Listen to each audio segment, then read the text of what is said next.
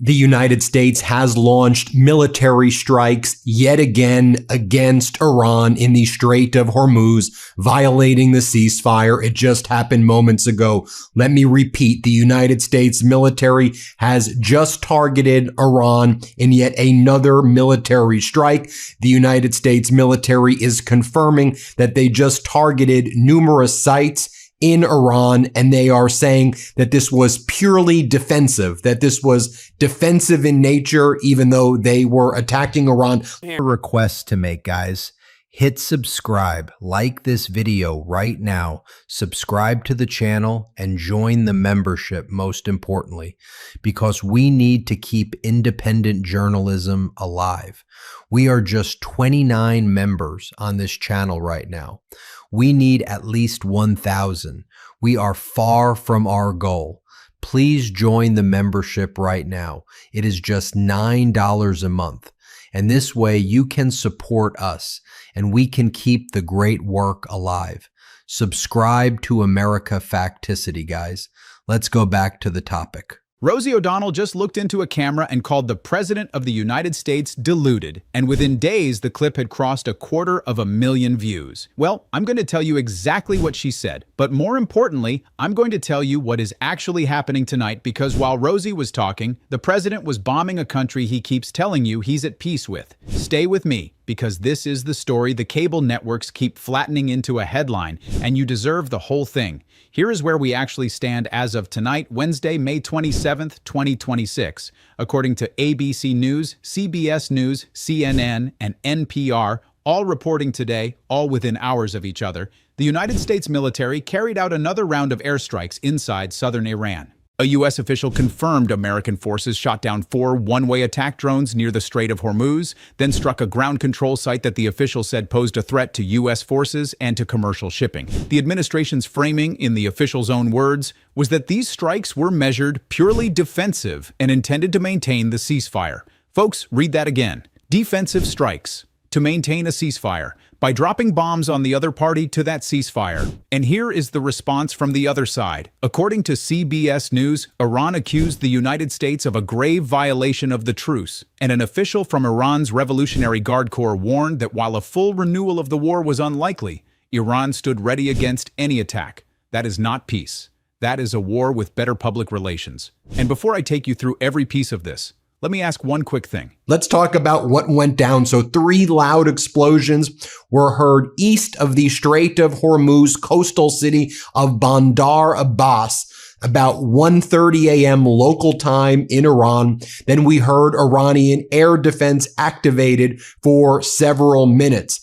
U.S. Air Force E-3G AWACS, a P-8A Poseidon tanker, and fighter jets were seen active over the Persian Gulf during this period of time. Then we heard an official statement from the United States military confirming that the U.S. carried out, quote, a defensive operation in Bandar Abbas, saying that the U.S. will act to safeguard its regional interest. And it said, this should not affect the ceasefire. We felt threatened. Now, earlier you learned that, and we talked about Iran's IRGC shot down a U.S. MQ-9 Reaper drone on Monday, with the foreign ministry declaring Iran will not leave any new aggression unanswered.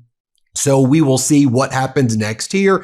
This is how it was being reported on CBS News. The U.S. military carried out another round of strikes on Iran, which they say was defensive. A senior U.S. official says Iran fired 4 one-way drones at a U.S. commercial ship. The U.S. military says that then shot down the drones and struck another Iranian drone launching unit on the ground before it could. Believe in journalism that actually checks what it tells you before it tells you. Consider joining the America Facticity membership. It's $9 a month, less than a cup of coffee, and the link is right there in the description. It is what keeps this channel independent and keeps this reporting in front of the people who need it. Stand with us. Now, let's get into it. Let me start with Rossie, because she is the reason a lot of you clicked and because what she said cuts right to the center of the actual news.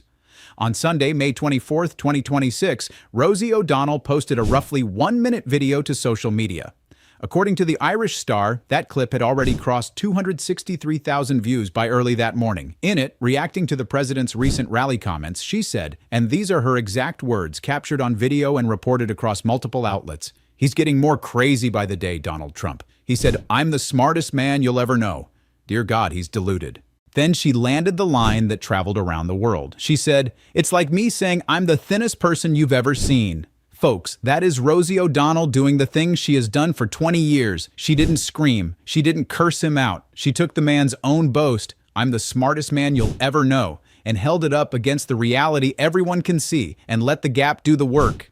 And she made herself the punchline to soften it, which is a craft most of the people in our politics have never learned. This feud, by the way, is older than some of you watching. According to the reporting on its history, it began in December 2006, when Rosie called Trump out during a Hot Topics segment on The View.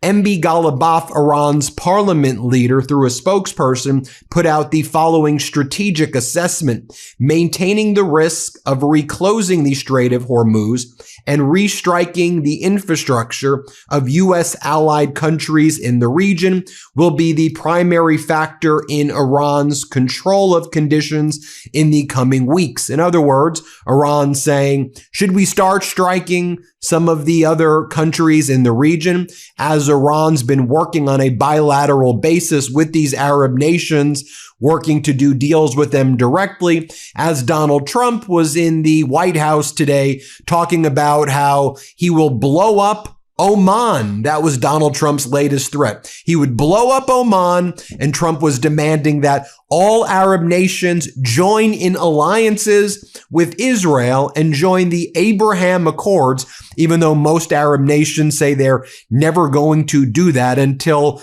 Palestine is recognized in East Jerusalem as its capital by Israel. And those were the threats that Donald Trump made today. And Trump was like, this was a frivolous case. There's so many grounds: statute of limitation, immunity grounds. There's no valid cause of action under the Iqbal and Twombly pleading standards at all. I could go into this and do a whole hour video on it. But Trump's lawsuit for $10 billion alleging he was emotionally distressed because his 2019 IRS had some contractor who leaked 450,000 people's tax returns. It ain't a lawsuit. It should be thrown out right away. In fact, you should get Rule 11 sanctions for it, not enter into a collusive settlement agreement, then not tell the federal judge about your settlement agreement, have the Justice Department say that they'll never audit you ever, and that any past tax liabilities you don't owe. This could be hundreds of millions of dollars, if not billions of dollars in benefits to Donald Trump unjustly right there. He has been coming after her ever since, for nearly 2 decades, and Rosie has been clear-eyed about why. In her own words, she has said that Trump uses her as a punching bag and a way to rile his base. She has said he has had it out for her for 20 years, since she told the truth about him on a program called The View. That is the entire feud in one sentence. She told the truth about him on television, and he has never let it go. But here is the part that matters most, and it is fully documented. According to CNN, Rosie O'Donnell left the United States for Ireland after the 2024 election. She did not do it as a stunt. She told CNN, in her exact words, "I knew after reading Project 2025 that if Trump got in, it was time for me and my non-binary child to leave the country." Her 12-year-old child, Clay. She said, "I have no regrets. Not a day has gone by that I thought it was the wrong decision." And she described watching the administration from abroad as, in her words, heartbreaking and personally very, very sad to watch. Folks, that is an American, a woman who hosted one of the most watched daytime programs in this country's history, who concluded she had to leave her own homeland to protect her child. You can agree with her or not, but that is not a punchline. That is a citizen voting with her feet, and it should sit heavy with anyone who hears it. And the president's response to a private citizen leaving the country? According to Axios, in July 2025, Trump publicly floated stripping her citizenship, posting that because Rosie O'Donnell is not in the best interests of the country. Maybe this guy over here, Hegseth, he loves war. Maybe he will just finish you off. And by the way, Saudi Arabia, Turkey, Qatar, Pakistan, you owe us to become allies with Israel. You owe it to us. I was watching that this morning. I was like, what the heck are we watching? Meanwhile, Iran's head of their Parliament National Security Council, Abraham Azizi, put out the following statement as well. Iran will not back down from its red lines, such as the right to enrichment and enriched uranium, management of the Strait of Hormuz, and the lifting of sanctions in the face of Trump's rhetoric.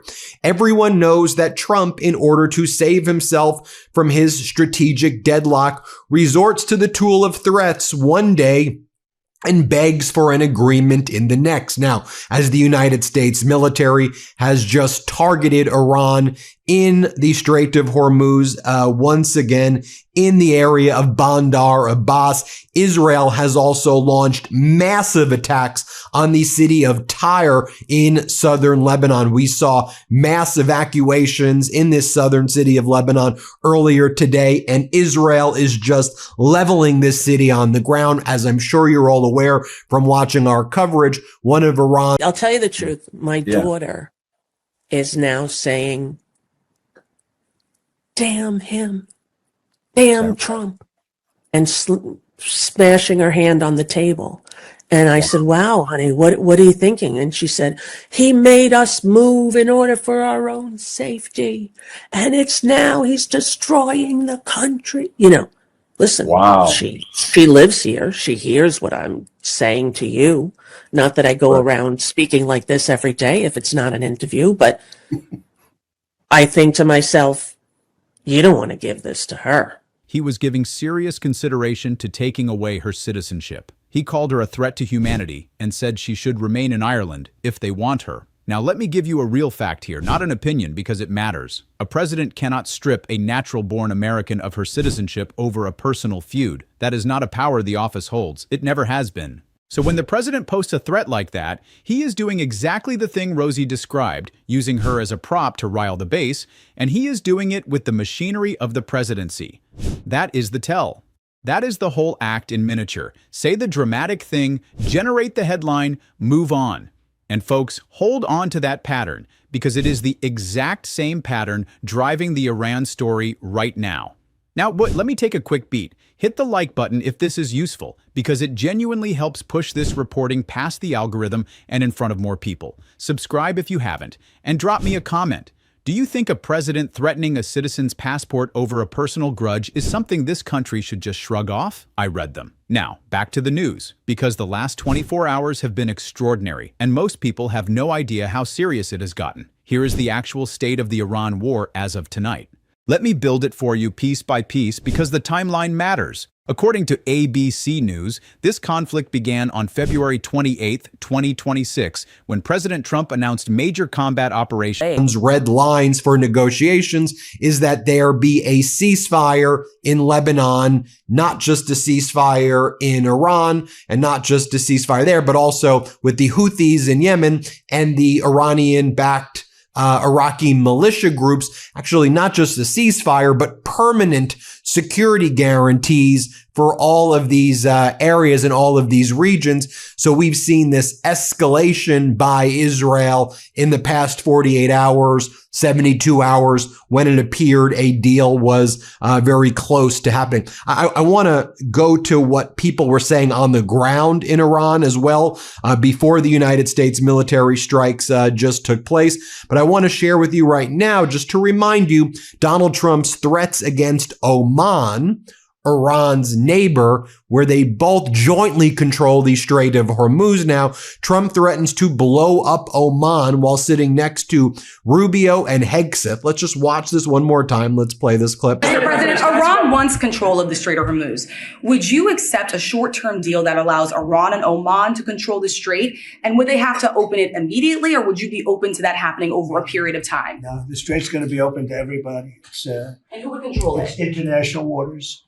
Nobody's going to control it. We're going to watch over it. We'll watch over it, but nobody's going to control it. That's part of the negotiation that we have. They would like to control it. Nobody's going to control it. It's international waters, and Oman will behave just like everybody else, so we'll have to blow them up. Massive joint U.S. and Israeli strikes targeting military, government, and infrastructure sites. That same day, according to multiple outlets, Trump posted that Iran's supreme leader Ayatollah Ali Khamenei had been killed in the strikes. In the weeks that followed, the Strait of Hormuz, the narrow waterway that carries, according to market reporting, roughly 20% of the world's oil and liquefied natural gas, was effectively shut down. Then, on April 8th, 2026, the United States and Iran agreed to a 2-week ceasefire mediated by Pakistan. According to the Associated Press, Trump initially called Iran's proposal a workable 10-point plan, then later dismissed that same plan as fraudulent. Talks in Islamabad in April failed to produce a peace deal. Trump then announced an open-ended extension of the ceasefire and the continuation of a U.S. naval blockade of Iranian ports until, in his words, negotiations concluded one way or the other. That phrase, one way or the other, is the through line, because here we are, more than a month later, and the negotiations have concluded neither way. Instead, we have what the president himself described this month. According to PBS NewsHour and the Associated Press, when Trump was asked at the White House whether the ceasefire was still in effect, he said it was on life support. Life support. That is the President of the United States describing his own signature diplomatic achievement. And in the days since, it has only gotten shakier. Let me take you inside the cabinet meeting because this is where the President said the quiet part out loud. Then reporters ask him, what if Congress doesn't sign off on your ballroom at this point? And Trump's like, well, I guess it won't be secure then. Here's what he says in the Oval Office moments ago. If they want to spend money on securing the White House, I think it would be very, very much a good expenditure, but the ballroom is being built. Well, what if Congress doesn't sign off on the security money, sir? Then the White House won't be a very secure place. But then regarding Cuba, there was an aircraft carrier. Also, a reporter asked Donald Trump if he's losing control of the United States Senate since they are, I remember I did a video on this morning, voting against him on the slush fund, voting against him on ballroom, voted against him on war powers. Here's what he has to say. Play this clip. Mr. President, with many Americans concerned about affordability ahead of the midterms, there is some backlash among Senate Republicans to some of the other priorities, the ballroom and the anti-weaponization fund. You clearly still have a stronghold in the Republican Party. Your candidates did very well this week during the primaries, but are you losing control My of the Senate? candidates did well. Not all candidates did well. But are you losing control of the Senate, sir? Are you losing control of the Senate, Senate Republicans? I don't know. I really don't know. I can tell you, I only do what's right. I don't need money for the ballroom. I'm making a gift of the ballroom. Off if they don't make a deal with me, to which Iran is not intimidated at all. Here, play this clip. State of the talks with Iran, I guess if it were a football field, what yard line would you be on? Well, I think we're doing very well. I think starting to give us the things that they have to give us. And if they do, that's great. And if they won't, then the man on my left is going to finish them off. And then Donald Trump just fell asleep while Hegseth was talking. Let's play this clip. So whether it's their Navy that's at the bottom of the Persian Gulf, their Air Force, their air defenses, or their defense industrial. And then Donald Trump says, all of these Arab nations, they owe us. They owe us to become allies with Israel. So I may not even do a deal with Iran unless the Arab nations become allies with Israel. So you went into this war because Netanyahu told you to go into this war when there was a deal in principle. And now you're saying the only way you get out is if the Arab nations enter into the Abraham Accords, which none of them said they want to do until there's a Palestinian state established and recognized by Israel. Here, play this clip. I would like to have the countries we were talking about, with Saudi Arabia, UAE, Qatar, and the others, we'd like to have them immediately join and Steve Witkoff is working on that with Jared and some others, but would like to have them join the Abraham Accords. It'll be historic if they do it. And I think they owe that to us, to be honest. I think, because that really would be a tremendous sign. And I think those countries owe it to us. According to CNN, ABC News, and NPR, Trump convened his cabinet at the White House on Wednesday, May 27th. Asked about Iran, he said the Iranians want very much to make a deal, but they haven't gotten there. Then he said, and this is a direct quote confirmed across multiple outlets, "We're not satisfied with it, but we will be. Either that, or we'll have to just finish the job." Finish the job. Folks, that is the President of the United States openly telling the country that the alternative to a deal he likes is resuming a full war. He went further. According to CNN, he said Iran would not get sanctions relief if it gives up its stockpile of highly enriched uranium, a position that, on its face, removes Iran's incentive to give up the very thing the United States says it is most worried about. He pointed to the resumption of internet access inside Iran as proof the regime was weakening, claiming their whole economic system is broken down. And he said of the Iranians they want to just make a deal, and he didn't think they had a choice. That is the posture, not diplomacy as partnership. Diplomacy as a boot on a throat, with the president narrating how little choice the other side has. But here's what makes that confidence so questionable, and this is straight from the reporting. According to NPR, one of the central unresolved issues is whether the ceasefire will even cover Lebanon. Iran has insisted that any agreement must include a halt to operations against Hezbollah, the Iranian-backed group in Lebanon. But the emerging memorandum of understanding, according to NPR, clearly you have Cassidy getting his revenge right there indeed. I mean, you also had Lindsey Graham calling Donald Trump out as well, after certain news broke that Donald Trump was considering a letter of intent with Iran, although, this is often fake news when Trump says letters of intent. We'll see what really happens there. Lindsey Graham lashed out at that idea. Lindsey Graham says, while I hope for a diplomatic solution, it must be comprehensive to ensure that Iran is no longer the largest state sponsor of terrorism. It also must be real, and the negotiations must be reliable. I appreciate everyone's efforts in the region to help this cause. I'm hearing that Pakistan's field marshal may travel to Iran. What could go wrong? Maybe he'll report the status of Iranian military aircraft being housed on Pakistani air bases. Like so many, I'm watching very closely what unfolds regarding, yet again, another effort to reach a deal with the Iranian regime. I wish all involved success that is real. That is real. Essentially mocking Donald Trump for fake deal after fake deal after fake deal. Now, we also learned that the IRS previously prepared a 25-page memorandum outlining what they saw as flaws in Donald Trump's frivolous suit against the IRS and the Treasury Department, and they advised the Justice Department to move to dismiss it. He is it. Now, here's what we were hearing earlier from local reports. The Faytooks News Network had people on the ground. Here's what they heard about these explosions being heard. Time, 1:33 a.m. local time. 4 explosion sounds come one after another just now in Bandar Abbas. Then they're speaking with each other. Hello, Mr. Vahid, just now 3 explosion sounds. Bandar Abbas at 1:33.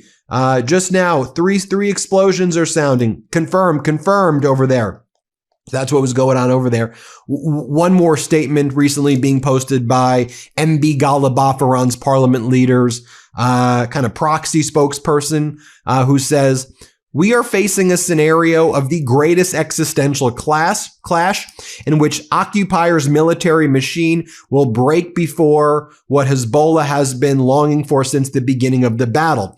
The most likely scenario for the coming phase, American diplomacy will continue to stall and maneuver. As Senator Cory Booker noted, Trump's approach has strengthened Iran's position. Meanwhile, the Lebanese battlefield, this sector and its surroundings, will witness the fiercest battles. We should not be surprised by the sheer scale of destruction that Israeli aviation will inflict on these southern villages to present a facade of victory to its public. However, in return, the world must prepare for an Israeli military demographic shock. The death toll of the occupation army will multiply dramatically, and scenes of burning will become a daily occurrence. Even more dangerous in the environment and its terrain, rigged with deep ambushes, may result in Israeli captives falling into the grip of the resistance. This is the scenario that will turn the negotiating tables upside down, forcing Trump and Netanyahu to halt the war on the terms of the victorious Axis. So with calls for a ceasefire between the U.S. and its allies against Iran and its proxies, while also underscoring Israel's right to act against what it calls imminent threats and to act in self-defense. And what happened in the real world while the diplomats argued over that language? According to NPR and CBS News, Israeli Prime Minister Benjamin Netanyahu announced this week that the Israeli military is deepening its operation in Lebanon.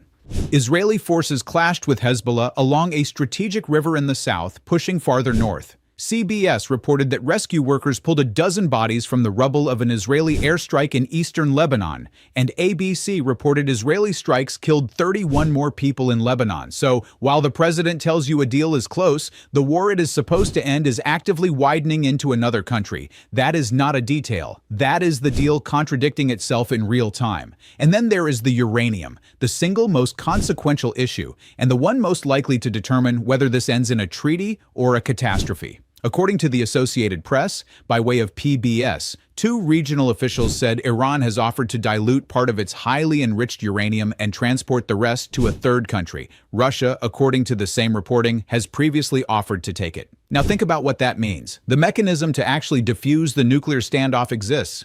It is on the table. Iran dilutes some, ships the rest to Russia. The enrichment problem shrinks. But according to CNN, Trump said this week that Iran would get no sanctions relief even if it surrenders that uranium. So the administration is, by its own statements, asking Iran to give up its leverage and receive nothing in return.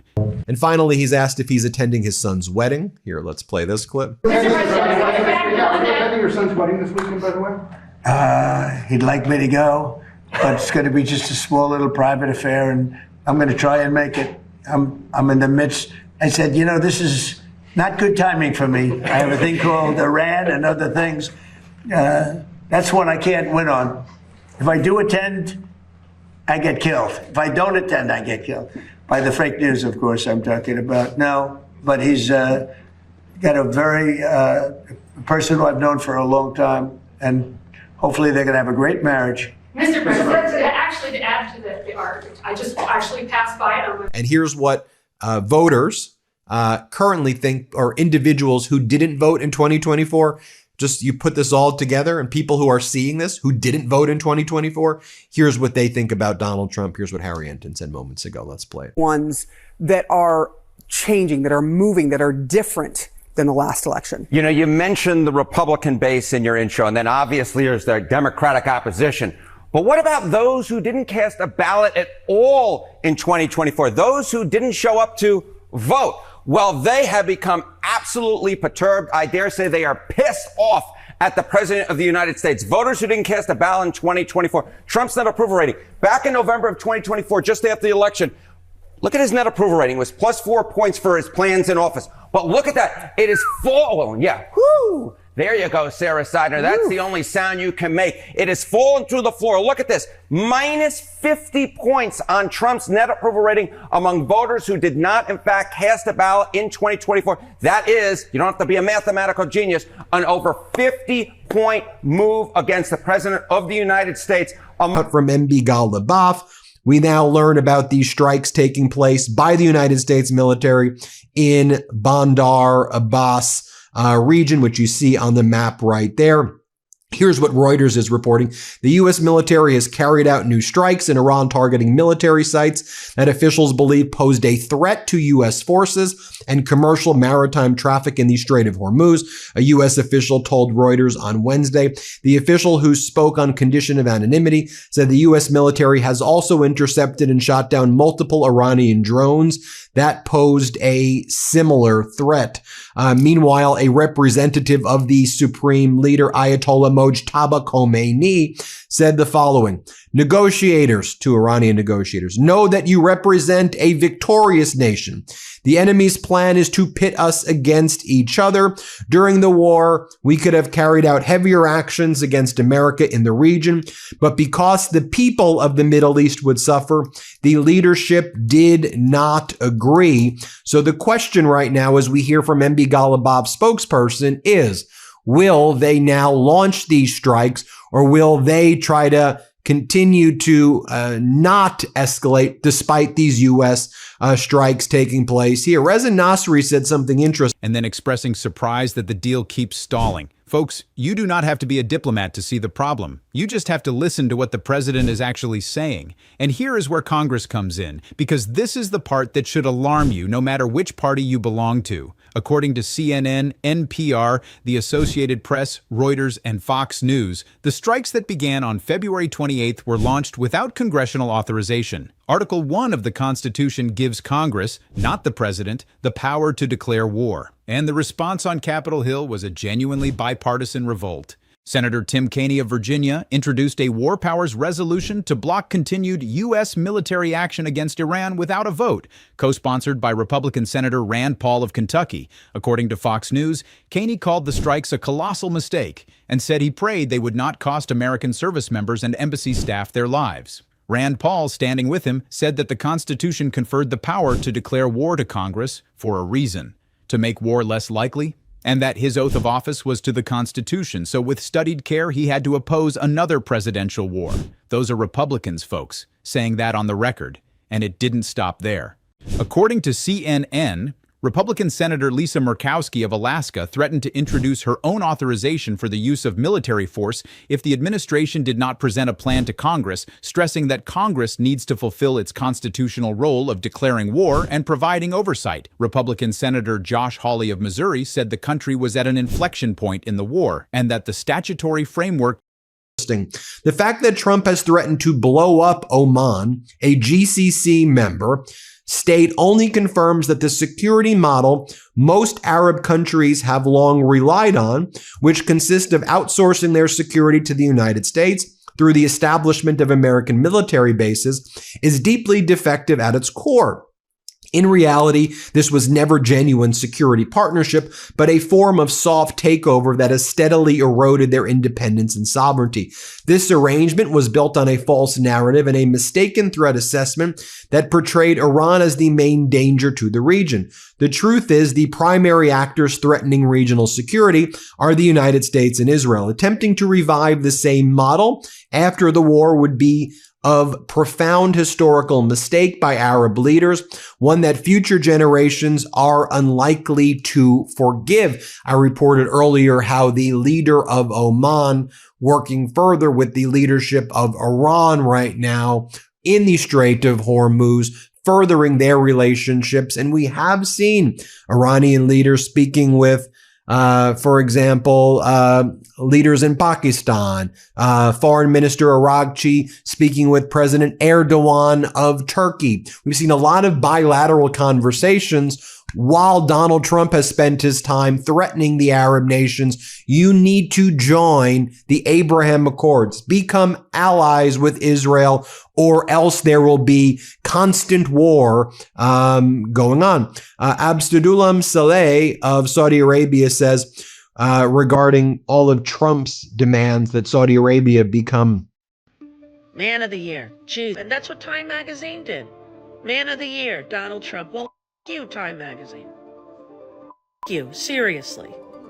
Needed to be followed. In the House, Republican Congressman Thomas Massie of Kentucky and Democratic Congressman Ro Khanna of California co-sponsored their own War Powers resolution. Congressman Warren Davidson, a former Army Ranger who sits on the House Foreign Affairs Committee, said flatly that war requires congressional authorization and that he did not support the president's action. Folks, that is the president's own party telling him publicly that he went around the Constitution.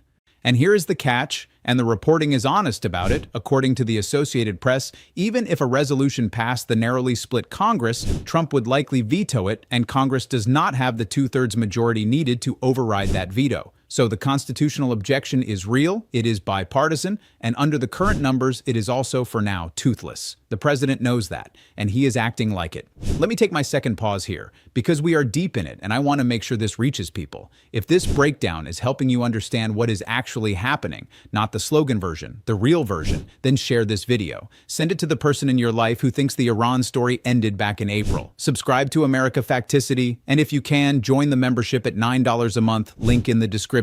Every member is one more reason we can keep doing this work without answering to anybody. Now, let me bring the threads together. And here is where it hits your wallet, because this war has never been only a foreign policy story. According to CNBC, after Iran's Revolutionary Guard Corps vowed to retaliate for the U.S. strikes, Brent crude, the international oil benchmark, gained more than 3% to close around $99.58 a barrel. Part of the Abraham Accords He goes, we're surprised by such rhetoric directed at Saudi Arabia. This is not the approach for which American diplomacy is known, but rather seems more like Netanyahu speaking from the White House, talking about the kingdom joining the Abraham Accords as if it were a mandatory directive, does not reflect a language of respect between nations, but rather a mindset that seeks to usurp sovereign decision-making. Has Washington begun to lose its compass in the region? I think they lost its compass in the region a long time ago. Also losing its munition stockpiles. The AP reporting earlier today, what we previously reported and others have as well. A new analysis says that the U.S. may need 3 to 5 years to rebuild key missile stockpiles heavily used in the Iran war, raising concerns about the readiness for a possible conflict with China. The report says supplies of Tomahawk cruise missiles, Patriot interceptors, and THAAD systems were heavily depleted. Even with increased defense spending under Trump, rebuilding inventories will take years because production capacity is limited. Estimated recovery timelines: Tomahawk missiles 2030, THAAD interceptors late 2029, Patriot missiles mid 2029. So as the Trump regime is out there talking about starting this war, or Donald Trump's doing these threats and, pretending there's a ceasefire when it's not the case, Americans have basically run out of munitions. Finally, should also be noted what the Telegraph talked about earlier today, that Iran says it will only sign a peace deal with the U.S. if $24 billion in frozen Iranian assets are released. Tehran wants $12 billion up front, the other $12 billion in 60 days, because they believe if the United States doesn't unfreeze our money, we don't trust them at all. We know that they're going to continue down this path. And so if you want to show a sign of good faith, unfreeze $12 billion, then you can unfreeze another $12 billion in 60 days. Then we'll open up the Strait of Hormuz. But now with these latest military strikes, the question and the issue is what MB Ghalibaf's proxies have released in the statement, which is, at this point, what does Iran do in response? Iran has been working with Arab nations, and Iran's way to retaliate against the U.S. would be to strike those nations. So Iran's balancing that in terms of what their response is going to be. So we will keep you posted every step of the way, folks, but things, of course, escalating. There isn't a ceasefire taking place. There's a war going on, and the Trump regime right now, continuing to show, I think, frankly, how weak and cowardly and pathetic Donald Trump is, because, he wants to seem like a tough guy, strike here, strike there, and just kind of continue to kick the can down the road, which means the American people are suffering right now, and the world is suffering right now as a result of this putrid regime, this putrid Trump regime. According to Trading Economics, prices then swung the other way, dropping more than 4% to below $96 a barrel on optimism that a deal might be reached, before climbing again as the talks deadlocked over Iran's demand to control the Strait of Hormuz and preserve its nuclear program. That is whiplash. The entire global energy market is now lurching up and down on every contradictory signal coming out of this administration. And according to CNBC, there is an entirely separate fight brewing over whether Iran will be allowed to charge tolls on vessels passing through the Strait of Hormuz as part of any deal, with Iran's foreign ministry saying navigation of the channel will have costs. Costs that, in the end, get passed to consumers at the pump, in the grocery store, in the price of everything that moves on a ship. According to PBS, Trump has even floated suspending the federal gas tax to blunt the higher fuel prices his own war has caused. This is why the war you might have tuned out months ago is sitting in your gas tank right now. There is also the matter of what the administration says versus what is true, and the reporting caught this in real time. According to Trading Economics, this week Iranian state television reported the existence of an unofficial draft agreement aimed at halting the war, and the White House immediately dismissed that report as a complete fabrication. So you have Iranian state media announcing progress, the White House calling it fake, the president saying a deal is close. Republican Congressmember Fitzpatrick literally used those words. I am going to work to try to kill this, to make sure that this slush fund doesn't exist. And he told the Midas Touch Network. The Midas Touch Network has a whole DC bureau, as you know, on Capitol Hill.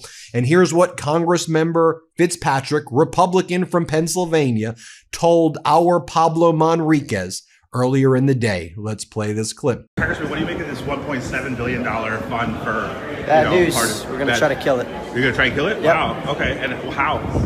Well, we're considering legislative options. We're going to write a letter to the AG to start, but we're considering a legislative option. Okay. We're trying to unpack exactly, what the legal machinations are, but can't do that. Right. And have you ever heard of any other Americans, like other than Trump as an associate? I haven't. Who are unauditable by the IRS? I've never heard that before. Okay. So would that be part of the legislative? Of course. Okay. Of course. Yeah, you can't do that. Got it. Yeah. Thank you. Thank you. Yeah. Appreciate it. And we have reporters everywhere on Capitol Hill.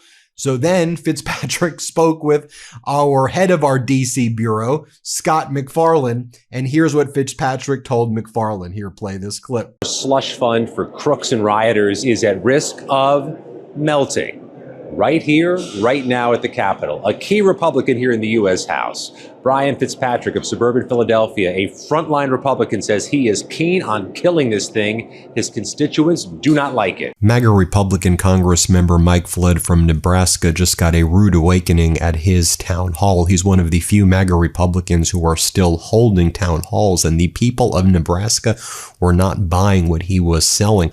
They wanted to know, why was he complicit in covering up the Epstein files with Donald Trump? Here, play this clip. Passed a law to release the Epstein files. We have passed a law to release the Epstein files. My second question is, do you think that under President Joe Biden's 4 years in the White House, if President Trump was in the Epstein files. And they also wanted to know how he can support someone like Donald Trump with so low or no morals at all. Watch as Mike Flood tries to respond. Play this clip. Morals let you fall into like with Trump. Say that question again. It says, how can your morals let you fall into like with Trump? I'll be the first to know. We had an election in 2024. One half of the country went for Donald Trump. One half of the country went for Joe Biden. I realize that a lot of people, and some in this room, do not. Donald Trump could say the sky is blue, and you would argue with him.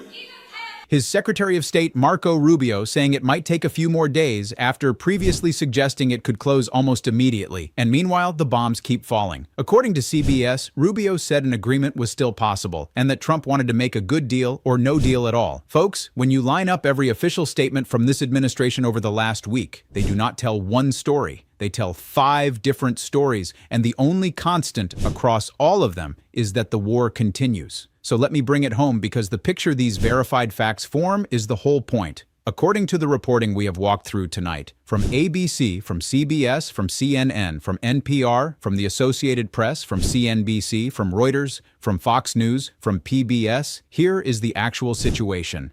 The United States is bombing Iran while calling it a ceasefire. Iran is calling those same strikes a grave violation while saying renewed war is unlikely. The president says a deal is close while also saying he may finish the job.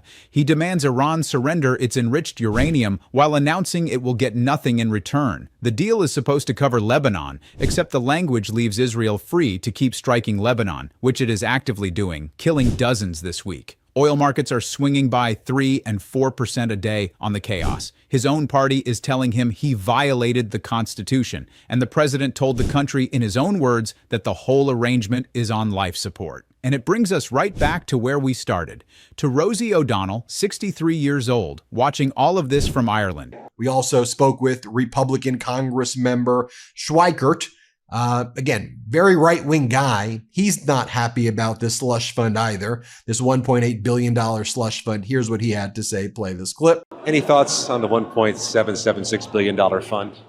Oh, I'm very concerned about it. Deep concerns? Oh, yeah, it's partially, I don't know structurally how you do that. When there's already statutes to redress those sorts of agreements. Thank you, sir. And then you had Republican Congress member Kiley saying basically the same, that he doesn't understand what the heck this fund is about and nobody should be getting any money who participates in an insurrection. This is a Republican. Here, play this clip.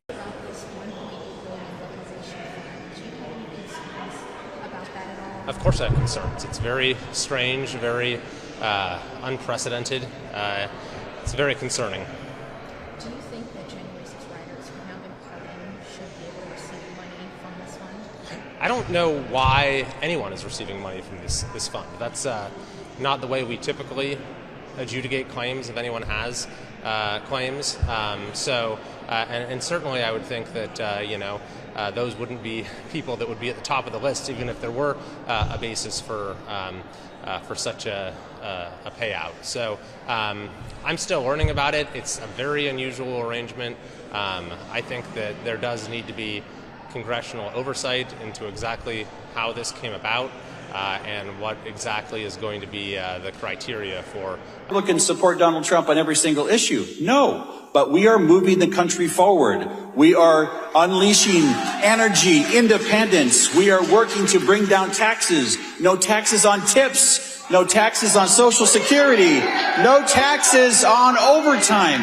We are getting rid of the estate tax on selling the farm. There are so many good things that have happened in the last 2 years that I understand not everybody agrees, but I'm just telling you, as a member of Congress, you have to look at the results. And the results. Then there was just more booing as Mike Flood, this MAGA Republican Congress member from Nebraska, was sputtering out of control. Play this clip. Safer, work to get housing priorities and affordability, work to protect research funding. There's been a lot of very good things that have happened. And so I get that you may not like Donald Trump, but he is the president of the United States, and he puts the working class before almost everything else he does. He's focused on that. Very good. Posting a 1-minute video that said the president is detached from reality, that he says one thing while the truth says another. She is not a foreign policy expert. She is a comedian. But the gap she pointed at, between what this man says and what is actually true, is the exact same gap sitting at the dead center of this entire Iran story. The citizenship threat he has no power to carry out. Say the dramatic thing, get the headline, move on. The ceasefire that isn't a ceasefire. Announce the win, ignore the bombs, move on. The deal that's always days away and never arrives. Promise the breakthrough. Dismiss the other side's proposal as fraudulent, move on. The uranium deal that asks Iran to give up everything for nothing, make the demand, express confidence, move on. It is the same move, over and over, on a citizen in Ireland and on a nuclear standoff in the Persian Gulf. Say the thing that sounds strong, generate the moment, let reality sort itself out later.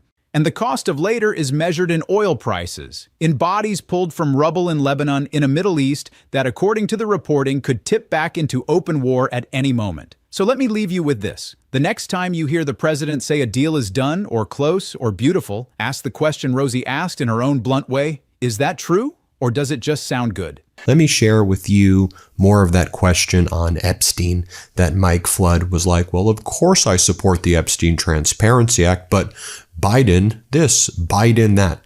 And the crowd was like, stop with the Biden stuff. We know that Donald Trump and you are complicit in covering up this child sex trafficking ring by not releasing the Epstein files. Here, play this clip. Line right here. Yeah, thank you. All right, go ahead. Kim Stabby from Fremont. I know you're a lawyer. You've taken an oath. You've taken an oath as a congressman to support the laws of this land. Epstein files, million files have still not been released. And the act, the Epstein Transparency Act, you signed, Senate signed, Trump signed, yet we still have millions of files that still have not been released. We know that Trump is in them tons of times. Why do you continue to protect the pedophiles and Trump's DOJ as they continue to break the law? They were all supposed to release on December 19th. And so what are you going to do to start those poor victims? You didn't go to the hearing they had. The victims spoke. You know GOP showed up. They spoke. They have been waiting over 30 years for this government to have accountability. Thank you for your question.